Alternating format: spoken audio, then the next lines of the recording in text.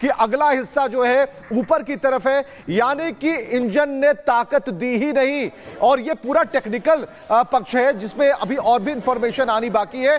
दूसरी तस्वीर आप देख पा रहे हैं जो इंजन की तस्वीर है, और इंजन की तस्वीर बता रही है कि जो डॉक्टर्स हॉस्टल है उसमें इंजन का टुकड़ा फंसा हुआ है, वहां भी रेस्क्यू जारी है। तीसरी तस्वीर आप देख रहे हैं उस हॉस्टल के भीतर की, जहां विमान का जो टायर है वो नजर आता है। यानी सुमित, ये बिल्डिंग झेल गया इस हादसे को। बिल्कुल, और सबसे बड़ी बात यह कि जब सवाल उठ रहे हैं कि वजह क्या कुछ रही है, वो तस्वीर भी हम आपको लगातार दिखा रहे हैं, बता रहे हैं कि जब हादसा यहां पर हुआ, आप ये हॉस्टल की तस्वीर आप देख रहे हैं, उस बिल्डिंग की क्या कुछ सिचुएशन इस वक्त है। और वहीं पर जब ये पूरा हादसा हुआ उस दौरान कुछ लोगों की तरफ से अपने फोन में या अलग अलग जो वीडियो सामने आ रहे हैं हादसे के दौरान की, उस वक्त की सिचुएशंस भी ये बताती हुई नजर आ रही हैं। और वहीं सबसे बड़ी बात यह है कि खुद प्रधानमंत्री नरेंद्र मोदी हर एक सिचुएशन पर इस वक्त नजर रखे हुए हैं। जो नागरिक उड्डयन मंत्री हैं राम मोहन नायडू, वो अहमदाबाद का यहां पर रुक कर चुके हैं, लगातार वो सिचुएशन पर नजर बनाए हुए हैं। लेकिन जब बात हो रही है कि क्या कुछ वजह रही, क्या वो इंजन फेलियर था, क्या वो कोई टेक्निकल ग्लिच है, क्या वो पावर लॉस की वजह से हुआ है, या फिर यहां पर जो सिस्टम फेलियर्स हैं उसकी वजह से हुआ है, लैंडिंग गियर की वजह से उसमें सिचुएशंस जो हैं वो क्रिटिकल हुई हैं, क्योंकि ये वो तमाम संभावित कारण हो सकते हैं किसी बर्ड के टकराने की वजह से। क्योंकि जब कोई जो है बर्ड किसी प्लेन के इंजन से या उसके पंखों से टकराता है तो वो कई बार इतना खतरनाक हो जाता है कि इमरजेंसी लैंडिंग तक की सिचुएशंस आ जाती हैं। लेकिन इतना वक्त जो है वो प्लेन के जो पायलट्स हैं उन्हें नहीं मिला। और अगर विवेक ये सिचुएशंस होती, अमूमन अगर हम इसे अज्यूम कर चलें, तो दो इंजन में से एक इंजन फिर भी काम कर रहा होता और उसके बाद पायलट के पास इतना वक्त होता कि वो एटीसी को मेडे कॉल कर वापस प्लेन को लैंड करवा पाता। लेकिन ऐसा नहीं हुआ, यानी कि जो दोनों इंजन हैं उन्होंने साथ नहीं दिया। इसके जो संभावित स्थिति है वो बनती हुई दिख रही है। और वहीं दूसरी तरफ क्या इंजन में अगर कोई टेक्निकल ग्लिच था तो प्रोटोकॉल चेकिंग जो बनाई जाती है उसमें कहां एक और जानकारी सुमित, इसको जरा चेक भी और भी करना होगा कि क्या ये कनेक्टिंग फ्लाइट थी, ये कहीं से और आई थी और अहमदाबाद से ये उड़ान भरने वाली थी, पॉइंट नंबर 1। दूसरा ये कह रहे हैं कि अगर एक इंजन अगर डैमेज भी होता तो दूसरे इंजन से ये कहीं ना कहीं लैंड जरूर कराते या घुमाकर फिर से रनवे पर ला सकते थे। तीसरी बात यह है कि मेडे कॉल इन्होंने कर दिया, लेकिन उससे पहले जब यात्रा शुरू होती है तो पायलट खुद नीचे उतरते हैं और उसके बाद वो ग्राउंड पर उतर करके सारी चीजों की खुद से टेस्टिंग करते हैं। उसके बाद वो उस फॉर्म पर सिग्नेचर करते हैं जो कंट्रोल यूनिट से दी गई होती है और उससे टिक करके ये बताते हैं कि हमने ये चेक किया, ये चेक किया, ये चेक किया।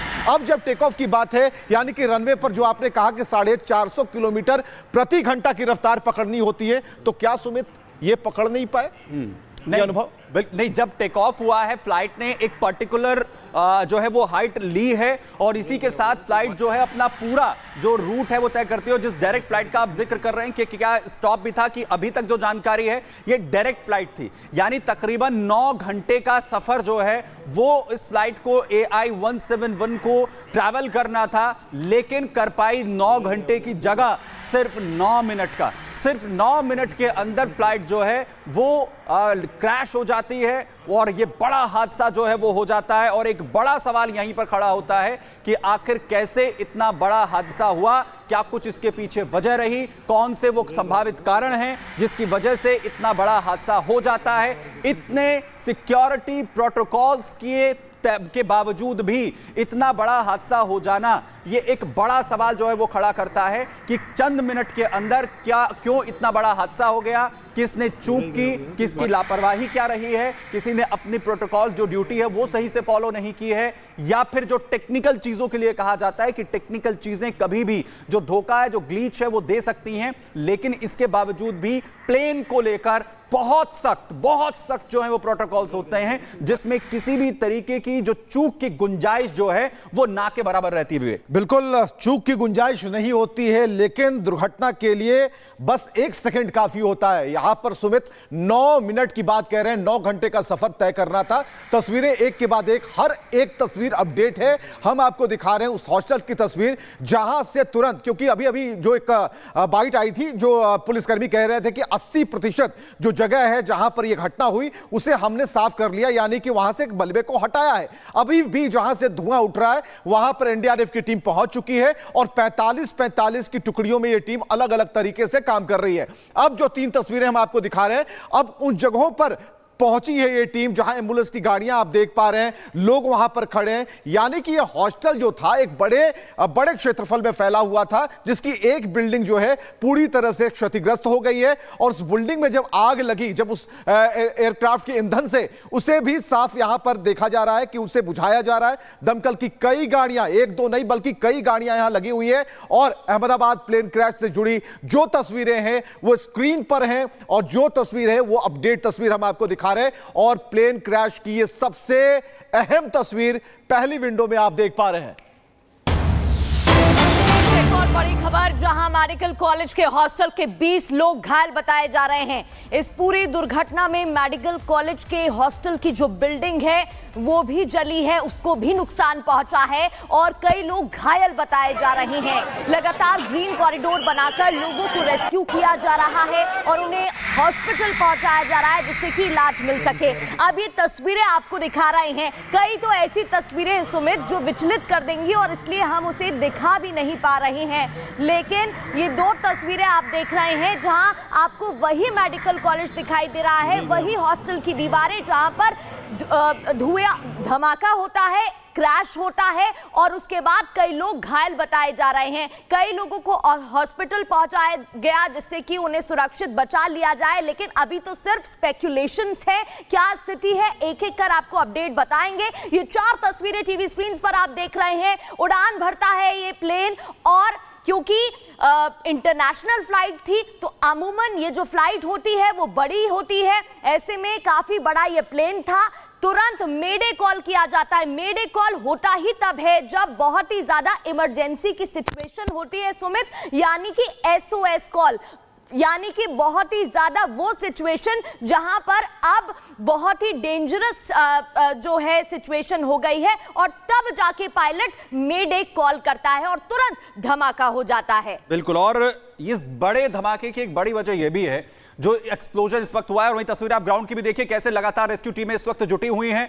पूरा जो इलाका है, पूरा जो एरिया है, वहां पर लोगों की तलाश चल रही है कि अगर कोई वहां पर फंसा है, कोई जिंदगी वहां पर फंसी है, उसे मदद यहां पर पहुंचाया जा सके। और दूसरी तरफ जो हॉस्टल जो इस प्लेन के टकराने की वजह से हादसे का शिकार हुआ है, वहां पर भी आग बुझाने के जो प्रयास हैं वो लगातार यहां पर किए जा रहे हैं। और जो लोग अंदर फंसे हुए थे, जो डॉक्टर्स का ये हॉस्टल बताया जा रहा है, उन्हें भी इस वक्त मदद पहुंचाई गई है। उसके लिए कवायद लगातार रेस्क्यू टीमें, जो अग्निशमन की जो टीमें हैं वो लगातार यहां पर इस वक्त जुटी हुई हैं। और जिस एक्सप्लोजन की हम यहां पर बात कर रहे हैं, इतना भीषण, इसकी एक वजह भी है विवेक, क्योंकि जब प्लेन ने यहां पर टेक ऑफ किया है, उसे 9 घंटे का ट्रैवल करना है, तो फ्यूलिंग पूरी होती है, पूरा फ्यूल टैंक जो है वो फुल होता है। और इस वजह से भी इस हादसे में जो इसकी भयावहता है वो इस वजह से इतनी गंभीर है, क्योंकि जैसे ही प्लेन, जो आप बता रहे थे कुछ देर पहले कि 475 प्रति मिनट की स्पीड से, 475 फीट प्रति मिनट की स्पीड से जो है प्लेन नीचे की तरफ आ रहा है, नीचे की तरफ गिरा है। और पूरा फ्यूल टैंक जो है भरा हुआ है, उसके अंदर इलेक्ट्रिक जो वायर्स हैं वो होती है, पावर होती है, और इसी वजह से ये बड़ा हादसा, एक्सप्लोजन जो है वो इतना खतरनाक है। बिल्कुल खतरनाक है। और अब 3 तस्वीरें आप देख पा रहे हैं। पहली तस्वीर तो वो है जो लगातार आप देख रहे हैं कि कैसे, क्योंकि छत पर खड़े किसी शख्स ने इसे बनाया, इस वीडियो को अपने मोबाइल में कैप्चर किया, और ये तस्वीर बता रही है, बिल्कुल क्लियर बता रही है कि विमान खुद को अपने, और ये देखिए एक और तस्वीर आ गई, ये टेल है, ये विमान का टेल है, और वो तस्वीरें हम आपको दिखा रहे हैं। और ये टेल, इस वक्त टेल की तस्वीर, क्योंकि जो अलग अलग हिस्से हैं प्लेन के, जो क्योंकि नीचे गिरते ही प्लेन पूरी तरह से टुकड़ों में बिखर जाता है। फ्यूल टैंक जहां पर होता है उसमें ब्लास्ट हो जाता है। ये अमूमन किसी भी प्लेन हादसे में जब इस तरीके की गंभीर सिचुएशन होती है वो यहां पर बनती है। और उस बिल्डिंग के अंदर जिससे टकराया, जो हॉस्टल का हम लगातार जिक्र कर रहे हैं, उसके अलग अलग हिस्सों में ये देखिए, एक तरफ आप फ्रंट हिस्सा देख रहे हैं जो विंग के साथ अटैच होता है, और दूसरी तरफ आप टेल का जो हिस्सा है वो भी देख रहे हैं। बिल्डिंग के अंदर अलग अलग जगहों पर प्लेन के जो हिस्से हैं, जो प्लेन के टुकड़े हैं, वो इस वक्त फंसे हुए भी आ रहे हैं। उसकी तस्वीरें लगातार सामने आ रही हैं और वो भी तस्वीरें हम आपको यहां पर लगातार दिखा रहे हैं। तो हॉस्टल में जो प्लेन है वो कैसे घुस जाता है, कैसे टकराता है, और पूरी बिल्डिंग के परखच्चे उड़ जाते हैं, पूरा प्लेन जो है वो टुकड़ों में बिखर जाता है, जोरदार धमाका होता है। और अभी तक जो जानकारी सामने आ रही है, 100 से ज्यादा लोग जो इस हादसे का शिकार हुए हैं, जो इस वक्त घायल हैं, उन्हें लगातार मदद पहुंचाई जा रही है।